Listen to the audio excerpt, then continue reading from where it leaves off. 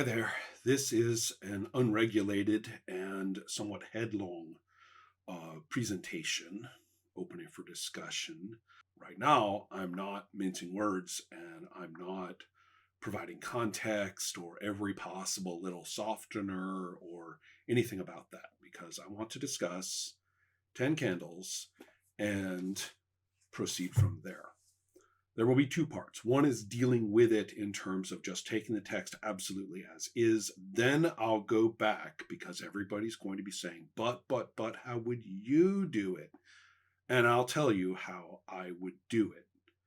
So, first through pure assault. Second through, hey, let's play a game. Okay?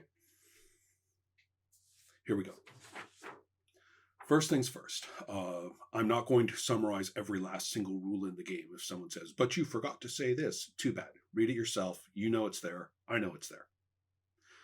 Second, as for the part that I don't know, the book has a very dedicated game master section, and players are not supposed to read it. You shouldn't be a player in this game if you have read that, at least not for the first time, I think. But I haven't read it, because I have no intention of organizing a game for play and taking on that role. The reason for that's really simple. I'm tired of redesigning other people's games, particularly those who are, lauded as these awesome things when they are feculent rot. So I'm tired of it and I'm not going to do it. Someone else wants to play, fine, I'm in. But I haven't read those pieces. If you've read those pieces and they provide context or important clarifiers for anything I talk about here, that's fine. But recognize that I don't know that. Now, what am I looking at here? I want to go this. I want to do this through system diagram talk. Please remember that system diagrams are not a play-through flow chart. They are an analysis of specific mechanics and often in isolation. So the one thing I want to talk about here, I need this context for. If you don't know it, play proceeds in a series of scenes or turns or rounds, whatever you want to call them. I guess not a round. And each one, it's defined by these candles, okay? You start with these 10 candles burning. There's some opening game procedures, and then one of them is extinguished, and then you have 9 turns or scenes.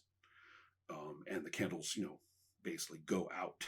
And you should know that they go out due to in-play procedures, and when they go out, then that is, when one goes out, that is the sign that you go on to a new turn. There you are.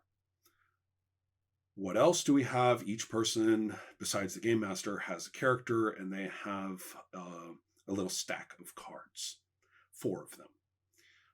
They're aspects of your character. The bottom one is called the brink. So everybody's got those. What else do I have to tell you? There are there's a pool of dice, and anybody rolling is called the active player, and they roll that whole dice pool, and it may change in number. And so if that scene continues, then the next person to do so will have those dice that may have a changed value, changed number in them. So therefore, it's just this one pool of dice that anybody uses, and it changes in size as we go along. All that stated, now we talk about this system diagram thing. The first variable I want to talk about is who narrates the outcome of a set of dice rolls, right? A given dice roll. It's pretty familiar in that something is happening which basically is going to change things up, and we are rolling to see whether that occurs or not, or whether your character basically gets what they're trying to do. It's quite straightforward in that regard. So nothing fancy about that, fortunately. Now, okay, here's our diagram. Take a look at first the white parts. So we have our dice roll, and it succeeds. or it fails. It succeeds if you get 1 or more 6s. Done. So if it succeeds, then the default, following just the white instructions there, the white schematic, the player will say what happens. As far as I can tell by the text, this is a little broad in scope. It's not just the outcome of this particular action. As we knew, new information can be pulled in to an extent. I forgot to mention these things called truths that are stated before each turn, and it may well be that those should be honored, for example, in the context of stating the outcome and any new information you want to pull in. Again, I find this perfectly acceptable. It's broader than, for example, how I play the pool. That's fine. Okay, so that is the deal. You get the roll, you get 1 or more 6s, and you say, I succeed, and you say how it goes, and maybe some stuff that we didn't know. Okay, now, what if it fails? Again, white part of the schematic. That's all we're looking at here. It fails. I get no 6s. Darken a candle. And the game master says how it goes, probably using exactly the same logic. So that's kind of the white schematic there, the basics. Note that either of those narrators is replaced by another speaker under specific conditions. If we look at succeed, and now I'm talking about the blue parts, the game master is also rolling dice, and it has nothing to do with success or failure. The game master is merely rolling dice and seeing if they get equal to or more 6s than you. And if they do, then they narrate. Now, this is only on a success. Okay, that we concern ourselves with this.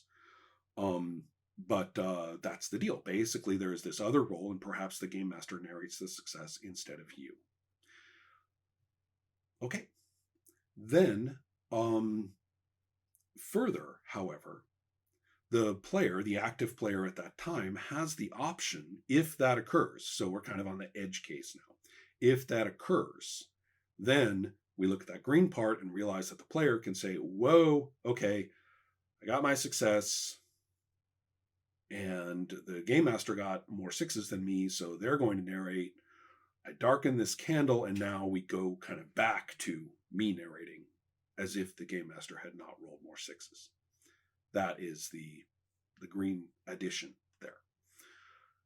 Because there's a darkened candle, that means this signals the end of the turn.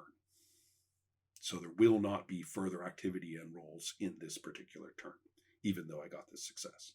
Now, okay, back down to the failure. I should probably clarify that in the default situation, because you've failed and the candle is darkened,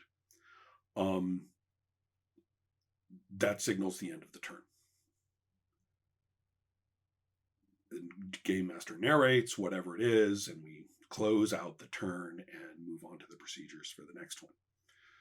Okay, note here that we have a similar override of narration, but it is even more of an edge case. The conflict in general before the dice roll had to have been declared a dire conflict. Not all conflicts are dire. Some of them are, and it's said so before the roll. And if that's the case, then let's say the player rolls, they don't get any 6s, and so the game master is going to narrate this outcome, and the turn will be over, and that's fine. But the point is that the player, for whatever reason, kills off their character at that moment, and then says how, and then also gets to narrate the whole outcome and whatever implications are part of that authority, and then the turn closes and we go on to the procedure as usual. The candle stays darkened. There's no reversal on that, and of course it is still a failure.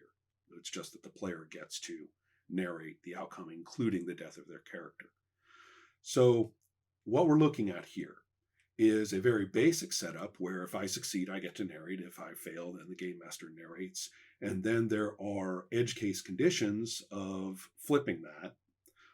In the one case, because the GM has rolled higher on their roll than I have, which doesn't change the success. The success occurs. It's just who gets to talk about it. And the same thing with failure. There is this business about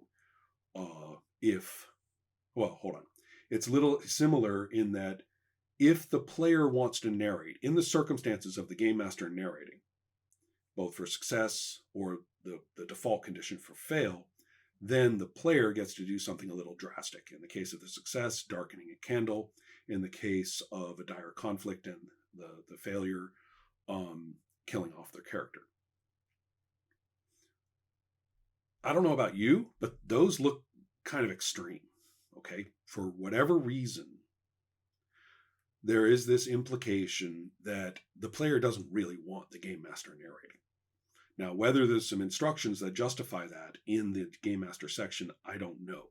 But in the parts that I have been allowed to read, there's nothing that informs me that I have some reason not to have the game master narrate. The only justification comes in the constant language throughout that this is about controlling the narrative, controlling the story, controlling what's happening in play, which is constant throughout the text and includes such language as seizing control. So apparently, and I don't think I'm overreading this, the underlying ideology of this particular design, this particular schematic, is that succeed or fail, a player has a given drive to want to jump in and, control things. And that they would be so adamant about this that it is worth darkening a candle and moving on to the whole next turn of play, which incidentally is taking away the active player status for any other player at the table for this turn. And in the case of failure, it's worth killing off their character. And as far as I can tell, that's a fairly severe act. I'm pretty sure that means that you are, if not completely evicted from play, you are pretty well evicted from play. Most of your mechanics and activities have to do specifically with what your character does. So I'm not sure, for example, you get to keep, saying truths in subsequent rounds or not. But the point is your participation in play is drastically reduced by doing this. In many ways, you're evicting yourself from the majority of play because you needed to narrate that particular failed outcome so badly. Okay. This is ass. It's bad design. It is completely embedded in the notion that what players say doesn't mean anything and is just kind of chatter and, audience participation to a storyteller, except when they get this magical role and then they are king for a day. They are, little god now, when the other little god, has to shut up for once. Oh my God, this is what we live for. I seize control, which implies, of course, that you had no meaningful input. You had no control prior to that. And that to do so, you are doing things that affect the whole of play.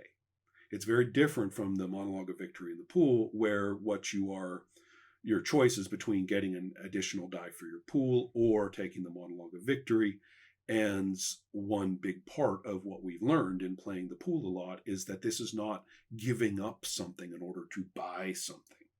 They are just different options, and it's what you feel like, whether it's a numeric decision, whether it's an inspirational, can't shut up in the moment decision, is irrelevant. That's as may be case by case. In other words, not that big a deal. Here, it is a big deal. It is presented verbally as a big deal, and looking at the mechanics, you are changing up play for the whole table significantly in these take it back seizures mechanics. And I find this entire context of play to not be play. It is simply people, jostling each other for control, and is the worst experience. The only people who like it are bullies.